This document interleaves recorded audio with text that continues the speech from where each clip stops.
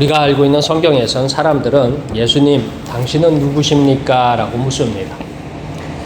그러니까 마태, 마가, 누가복음을 보면 예수님이 누구신가를 처음부터 끝까지 사람들이 굉장히 궁금해합니다. 그리고 예수님의 정체를 묻고 정체를 밝혀가는 과정을 기록하고 있습니다. 마치 형사가 범죄를 따라가면서 수사를 하는 것처럼 예수님에 대해서 이곳에서 저곳에서 보고 듣고 물으면서 조사를 합니다. 그리고 마지막에는 예수님이 누구신지를 밝힙니다. 이게 이제 앞에 있는 공관복음의 내용입니다. 이렇게 사람들은 오랫동안 예수님을 연구하면서 확인하려고 노력했습니다. 예수님이 이렇게 오랫동안 연구하면서 과연 예수님은 누구신가? 오늘날도 예수님에 대해서 성경을 보면서 그래요. 아, 예수님을 믿을 만한가? 또는 예수님이 진짜 구원자인가 하면서 의문을 가지고 있습니다. 그러나 정작 사람은 변하지 않았습니다. 이처럼 예수님이 누구신가에 대해서 궁금한 이유는 그 예수님을 통해서 우리가 무엇을 얻을 것인가, 무엇을 받을 것인가에 관심이 있기 때문이에요. 근데 예수님을 알면 우리 자신을 알 수 있습니다. 예수님이란 거울에 우리를 비추어 볼 때 우리의 죄와 허물과 연약함이 드러납니다. 그다음에 이렇게 생각을 해보셨는지요? 우리가 예수님을 연구하고 조사하고 평가하듯이 예수님께서도 우리를 평가하실 수 있습니다. 성경에는 우리에 대한 평가를 예수님께서 하시진 않았어요. 근데 예수님도 평가를 하실 수 있어요. 예수님께서 평가한 우리의 모습은 어떤 모습일까요? 올 한 해가 이제 다 가고 한 주간 남았어요. 예수님이 바라본 나는 어떤 평가를 받을까 하는 것입니다. 우리의 중심을 보는 예수님께서 우리를 평가할 것을 생각할 때 우리는 더욱 겸손하기를 축원합니다. 오늘 성경에 한 사람이 나옵니다. 예수님께서 기뻐하시면서 칭찬한 세례 요한입니다. 세례 요한은 감옥에 갇혀서 힘들고 어려운 생활 중에 예수님이 메시아인지 궁금합니다. 가장 좋은 방법은 예수님께 직접 묻는 것입니다. 우리 다 함께 1절에서부터 6절까지 말씀을 읽겠습니다. 예수께서 12 제자에게 명하기를 마치시고 이에 그들의 여러 동네에서 가르치시며 전도하시려고 거기를 떠나 가시니라. 요한이 옥에서 그리스도께서 하신 일을 듣고 제자들을 보내어 예수께 여짜오되 오실 그이가 당신이오니까 우리가 다른 일을 기다리오리이까. 예수께서 대답하여 이르시되 너희가 가서 듣고 보는 것을 요한에게 알리되 맹인이 보며 못 걷는 사람이 걸으며 나병 환자가 깨끗함을 받으며 못 듣는 자가 들으며 죽은 자가 살아나며 가난한 자에게 복음이 전파된다 하라. 누구든지 나로 말미암아 실족하지 아니하는 자는 복이 있도다 하시니라. 아멘. 예수님의 본격적인 활동은 이스라엘 많은 사람들의 관심사였습니다. 그러니까 오늘날로 말하자면 예수님은 인기인입니다. 예수님은 유명인입니다. 왜 인기가 많고 유명했냐? 예수님을 통해서 일어나는 많은 일은 사람들의 주목을 받았고 사람들은 예수님을 계속해서 찾아옵니다. 왜 찾아오냐? 예수님이 기적을 행하셨어요. 오늘날로 따지면 간단한 질병일 수 있어요. 그러나 지금부터 2000년째는 어떤 것도 간단한 질병은 없어요. 근데 그 많은 병든 사람들이 예수님을 찾아와서 병이 나았습니다. 예수님이 행하신 놀라운 일은 모든 사람의 관심사였어요. 그래서 오늘은 예수님께서 무슨 일을 행하셨는지 소문이 나는 거예요. 그래서 이스라엘이라는 나라가 이쪽 끝에 저쪽 끝까지 전국 방방곡곡에 예수님에 대한 소문이 하루도 쉬지 않고 계속해서 퍼지는 거예요. 그러니까 전국에 있는 여러 가지 어려움을 처한 사람들, 인생에 큰 문제를 만난 사람들이 다 예수님을 찾아오기 시작했습니다. 이제 세례 요한은 예수님께 직접 듣기를 원했습니다. 이 예수님과 예수님의 제자들이 하는 일이 그 소문이 감옥에까지 전해졌어요. 이 당시 세례 요한은 감옥에 갇혀 있습니다. 근데 감옥에 갇힌 세례 요한조차도 예수님이 하시는 일을 들을 때마다 진짜 궁금해지기 시작했어요. 예수님이 과연 누구실까 하는 거예요. 그래서 예수님 앞에 직접 듣기 위해서 제자들을 보냅니다. 3절에서 세례 요한이 예수님께 묻는 질문은 이거예요. 오실 그이가 당신이오니까 우리가 다른 일을 기다리오이까? 라고 합니다. 우리가 기다리는 메시아, 구원자가 당신입니까? 아닙니까? 이스라엘 민족이 원하는 메시아, 구원자가 예수님 당신이십니까? 아닙니까? 묻습니다. 이게 가장 궁금한 점을 묻습니다. 그리고 예수님 요한의 제자들에게 이렇게 대답하십니다. 너희가 듣고 보는 것을 요한에게 알리라고 합니다. 맹인이 보며 못 걷는 자가 걸으며 나병 환자가 깨끗함을 받으며 못 듣는 자가 들으며 죽은 자가 살아나며 가난한 자에게 복음이 전파된다입니다.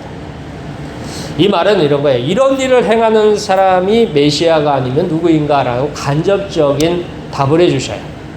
그러니까 예수님 자신이 누구라고요? 메시아, 구원자, 그리스도라고 말씀을 하십니다. 그렇게 인정을 스스로 간접적으로 인정을 합니다. 근데 이게 그 당시 유대인들이 동의하지 못하는 부분들이 있어요.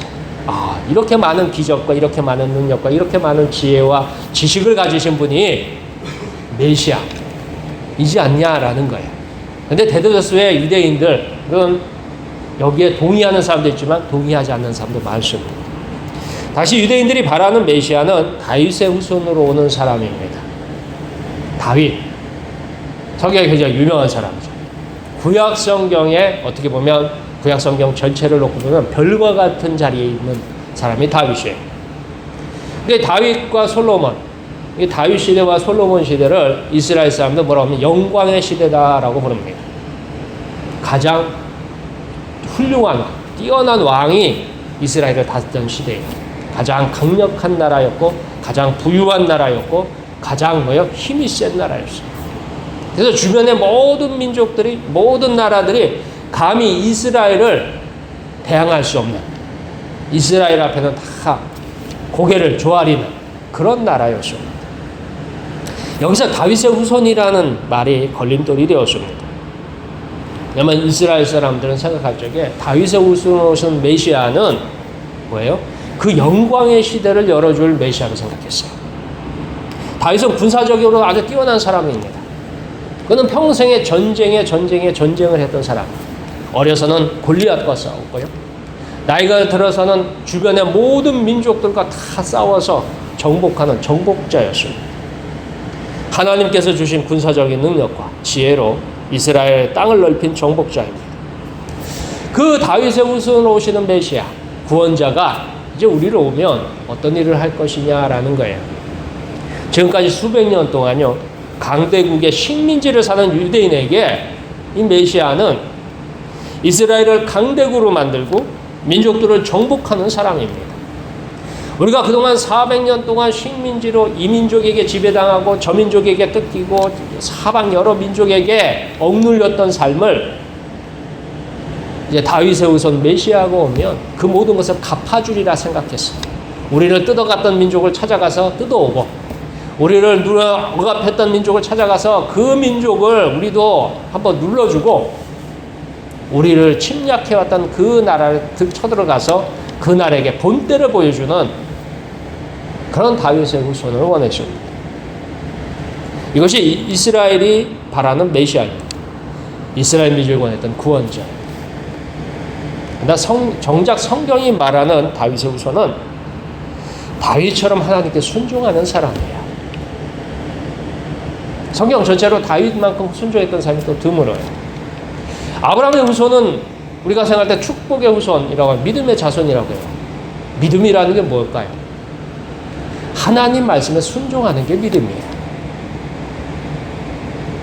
간단하게 말하면 하나님 말씀에 순종할 수 있는 사람이 믿음의 자손이에요. 그래서 오늘 성경에도 보면 메시아는 다윗의 후손으로 온다 했어요.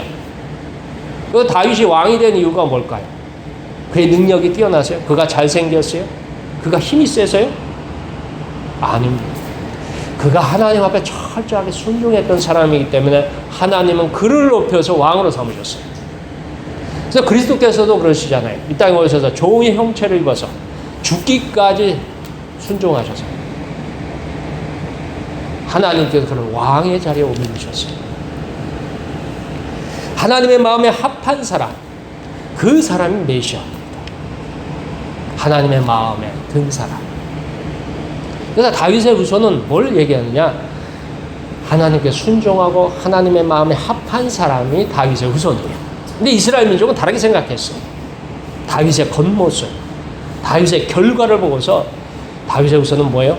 그때와 같은 그 나라, 그 강대한 힘, 강대한 국가를 형성하는 그것이 다윗의 후손이라고 생각했습니다. 이 차이가 이스라엘 민족에게 커다란 비극이었습니다. 오늘 이것도 우리에게도 비슷해요. 마치 우리가 원하는 기도응답과 하나님이 주시는 기도응답이 다를 적에 문제가 생깁니다. 우리는 예수 그리스도를 믿고서 하나님의 자녀가 되면 1년 12달 수시로 때때로 일이 있을 때마다, 일이 없을 때도 항상 기도합니다. 하다못해 식사 기도라도 해요. 우리가 원하는 게 있어요. 우리가 바라는 게 있어요. 하나님이 좀 도와주셨으면 하는 게 있어요. 왜요? 하나님은 온 세상이 당신의 소유예요. 모든 능력이 당신의 소유예요. 그 하나님께서, 그러니까 우리의 표현을 하자면 뭐 이렇게 표현하면 좀 그렇지만, 하나님께서 새끼손가락 하나로 우리를 살짝만 도와주시면 잘 될까요? 안 될까요? 하나님의 손가락 하나로 우리만 도와주셔도 우리가 하는 일이 잘 될 거예요. 근데 하나님의 기도응답은 철저하게 하나님의 뜻에 있습니다. 우리가 원하는 기도응답은 하나님 여기다 이렇게 내려주세요 하지만, 하나님 여기다 내려주시면 이쪽에다 내려줄 수 있어요. 하나님의 뜻이에요. 왜 여기가 아니고 여기입니까? 라고 우리가 아무리 따져도 하나님이 결국은 어디예요? 여기다 내리시는 거예요. 근데 이제 여기에서 우리의 비극이 있습니다. 이스라엘 민족의 비극이 그들이 원하는 다윗의 후손과 하나님이 말씀하신 다윗의 후손이 다른 데서 비극이 있듯이, 우리가 원하는 기도응답과 하나님이 주시는 기도응답이 다른 것에서 비극이 있습니다. 때문에 우리가 원하는 답을 얻지 못하면요, 하나님의 뜻을 거슬러서 삽니다. 나는 내 마음대로 할 거야. 내가 원하는 답을 주시지 않았으니까 나는 이제부터 하나님 뜻대로 사는 게 내 마음대로 살겠다 하면서 마음대로 살려고 해요. 심지어는 하나님을 떠나기도 합니다. 그래서 비극입니다. 오늘 우리는 하나님의 뜻에 순종하는 요한을 닮기를 축원합니다. 자, 그렇다면 요한은 누구인가? 여전히 우리는 예수님이 진짜인지 가짜인지 의심하면서 도무지 믿지 않습니다. 이 시대가 그런 시대예요. 마치 우리가 눈으로 보고 귀로 듣고 예수님을 판단할 수 있다고 생각합니다. 내가 성경만 읽으면 예수님이 어떤지 확인할 수 있고 예수님이 이런 분이다라는 걸 우리가 확신할 수 있다고 생각합니다. 그러니까 많은 사람들이 교회의 모습을 보고 교인들의 모습을 보고 뭐 목사님들의 모습을 보고 이런 걸 보면서 야, 예수님이 이렇게 했구나 하면서 다 판단을 해요. 그런데 우리가 예수님을 판단하듯이 예수님도 우리를 판단하실 수 있습니다. 예수님의 판단은 어떤 것일까요? 우리가 예수님에 대해서 내가 원하는 기도응답을 안 하시니까 예수님은 없고, 내가 원하는 기도응답을 못 받았으니까 나는 내 뜻대로 살 거야 하면서 그렇게 판단해서 살아갑니다. 그럼 그 예수님이 우리는 어떻게 판단하시느냐 하는 거예요. 우리 다 함께 7절에서부터 11절까지 말씀을 읽겠습니다.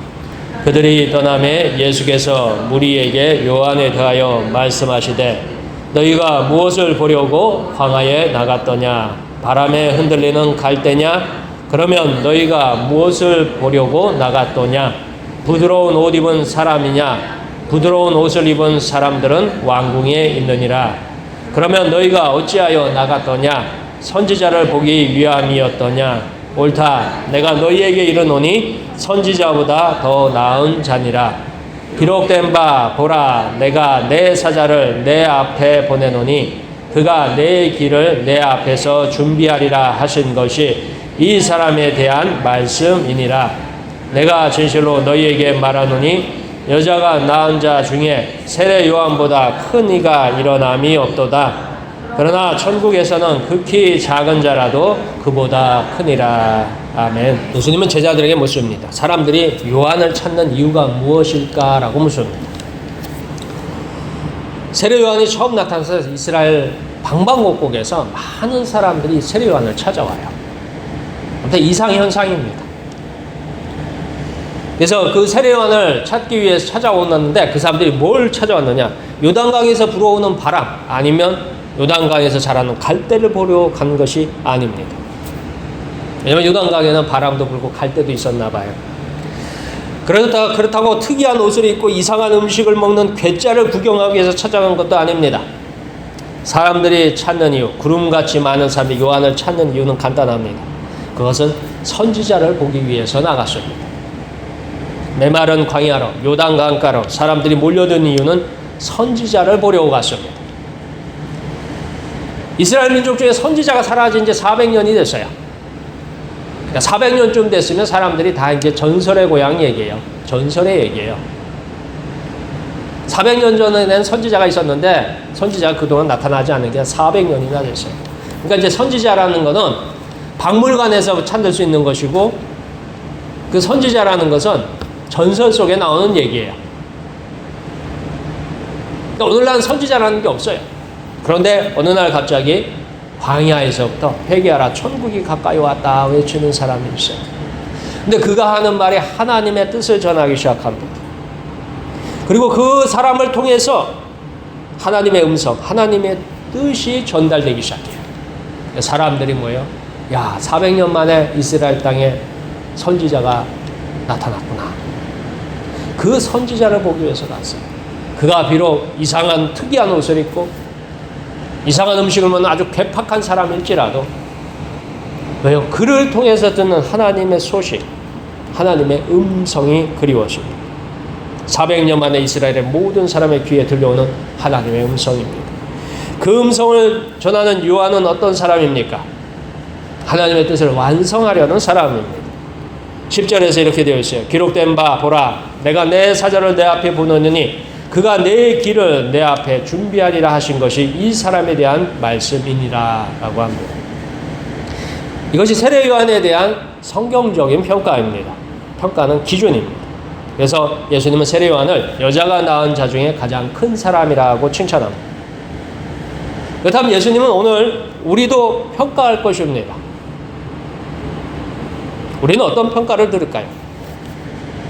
나는 예수님께서 어떤 평가를 하실 것이냐 하는 거예요. 세례 요한에 대해서 뭐예요? 여자가 낳은 자 중에 가장 큰 자라고 칭찬하셨어요. 그럼 나는 어떤 사람이냐 하는 거예요. 난 여자가 낳은 자 중에 가장 작은 사람이냐? 글쎄요, 그건 잘 모르겠어요. 그러나 평가의 기준은 명확합니다. 여자가 낳은 자 중에 가장 큰 사람, 세례 요한에 대한 평가는 간단해요. 그는 누구를 위해서 살았어요? 예수님을 위해서 살았어요. 그래서 예수님을 보다 앞서가면서 예수님을 알린 사람이에요. 그게 세례 요한이에요. 그래서 그에 대한 결과는 뭐예요? 여자가 낳은 자 중에 가장 큰 자다라는 칭찬을 합니다. 자, 그럼 우리는 무엇을 위해서 살아가고 있습니까?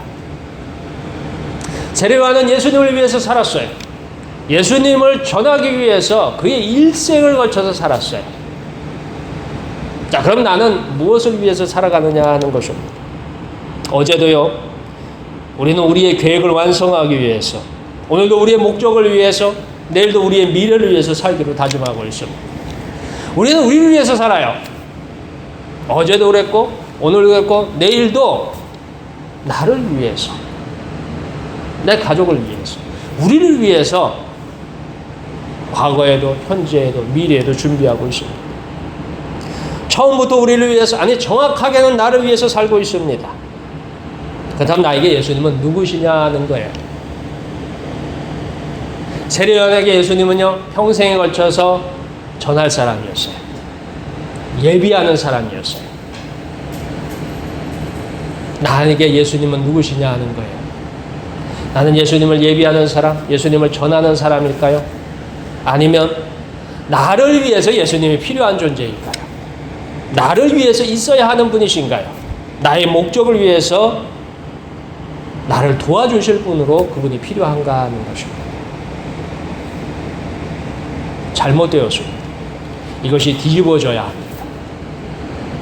우리는 예수님을 믿는데 누구를 위해서 예수님을 믿냐면 나를 위해서 예수님을 믿어요. 우리를 위해서 예수님을 믿어요.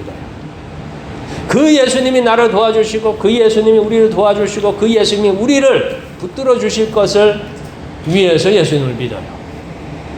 근데 세례 요한은 다르겠어요. 자기의 인생을 예수님 앞에 드리고 예수님의 앞서서 달려가고 예수님의 길을 예비하는 사람이 세례 요한이었어요. 우리가 완전히 다른 사람입니다. 우리가 예수님을 전한다고 해가지고서 세례 요한 정도로 비교할 수 있는 그런 사람이 아닙니다. 내가 예수님을 위해서 있어야 합니다. 이것이 세례 요한의 간 길입니다. 세례 요한이 보는 사람은 누구나 사람들이 얘기했어요. 저 사람이 예수를 전했어. 예수님이 누구냐? 세례 요한이 전했던 그분이야 라고 얘기했어요. 우리는 어떤 모습으로 예수님을 찾고 있으며 믿고 있으며 기다리고 있습니다. 우리 목포 서부교회가 전하는 분이 예수님인가요? 우리 목포 서부교회 교인들을 보면서 예수님께서 저 목포 서부교회에 계시다 이렇게 얘기할까요? 아니에요. 목포 서부교회 권사님이야. 목포 서부교회 장로님이야. 목포 서부교회 누구야? 이렇게 되는 거예요.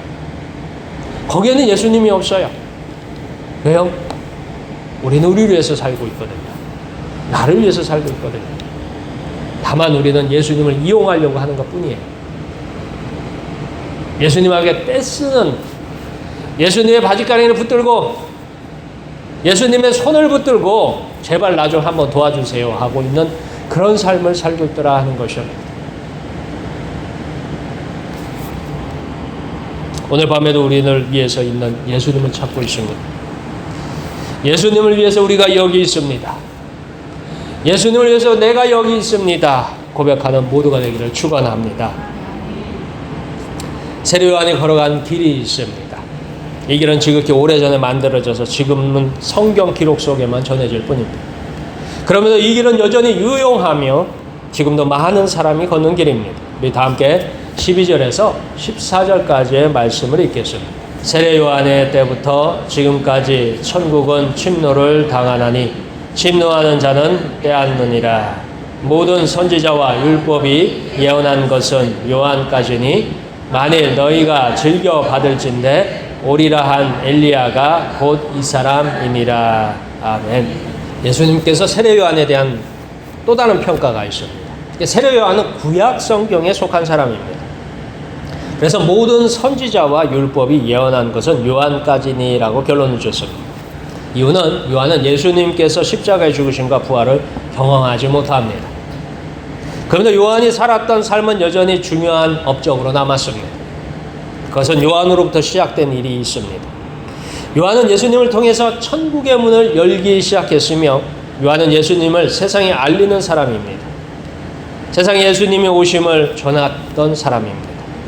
당시 세례 요한보다 잘 먹고 화려하고 좋은 옷을 입은 사람은 얼마든지 있습니다. 요한보다 행복하게 사는 사람도 많았습니다. 요한보다 중요한 사람도 많았습니다. 그러나 누구도 요한처럼 예수님을 알아보고 예수님을 알리지 않았습니다. 이때부터 천국은 모든 사람을 향해서 열렸습니다. 세례 요한이 예수님을 전할 때부터 천국을 향하는 길이, 천국을 향한 문이 열리기 시작했어요. 바로 예수님을 영접하면, 예수님을 믿으면 하나님의 자녀가 되는 길이 열렸습니다. 천국 백성이 되는 길이 열렸습니다. 그래서 오늘 성경에도 고백하기를 뭐라고 고백하냐면 천국이 이때부터 침노를 당한다 그랬어요. 침노라는 건 쳐들어가서 빼앗는 거예요. 그러니까 세례 요한 이후로 어떤 사람도 예수님을 영접하고 어떤 사람도 예수님을 믿으면 하늘나라, 천국의 백성이 되는 권리가 주어지게 되었습니다. 그래서 그때부터 사람들이 천국에 이제 뭐예요? 쉽게 그리고 당연하게 들어가기 시작했습니다. 지금도 아주 많은 사람들이 이 길을 따라서 걷고 있으며 이 길을 마치고자 달려가고 있습니다. 오늘 우리도 예수님을 통해서 예수님을 믿어서 천국으로 들어갑니다. 어떻게 하다 보니까 내일이 성탄절입니다. 1년이 금방 가버린 것 같아요. 그냥 순식간에 가버린 게 1년 같습니다. 우리는 해마다 성탄절에 오셨던 아기 예수님을 기억합니다. 그분께서 우리에게 주고 가신 큰 선물을 기억합니다. 그리고 아직 예수님의 선물을 알지 못하는 사람에게, 받지 못한 사람에게 전해야 합니다. 그 일을 세례 요한이 했어요. 그래서 그가 뭐예요? 여자 중에 낳은 자 중에 가장 큰 자다라고 칭찬을 들었습니다. 그렇게 평가를 받았습니다. 과거 그 시절에 예수님을 위해서 세례 요한이 있었던 것처럼 이제는 예수님을 위해서 우리가 여기에 있습니다라고 고백하기를 축원합니다. 예수님을 위해서 목포 서부교회가 있어요. 예수님을 위해서 우리 목포 서부교회에 속한 성도들이 있는 거예요. 우리를 위해서 예수님이 있는 게 아니라 예수님을 위해서 우리가 있어야 됩니다. 여기 예수님께서 사용하실 목포 서부교회가 있습니다 하고 고백하기를 축원합니다. 기도하겠습니다.